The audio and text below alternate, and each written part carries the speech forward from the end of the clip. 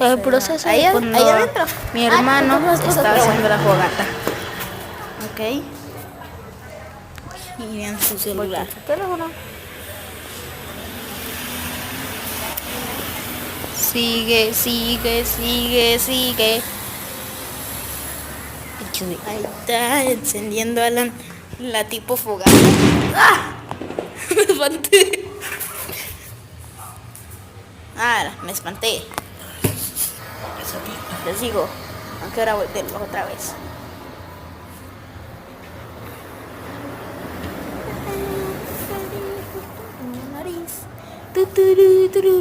Ya lo traen para acá. Ahí va porque está la esa del agua.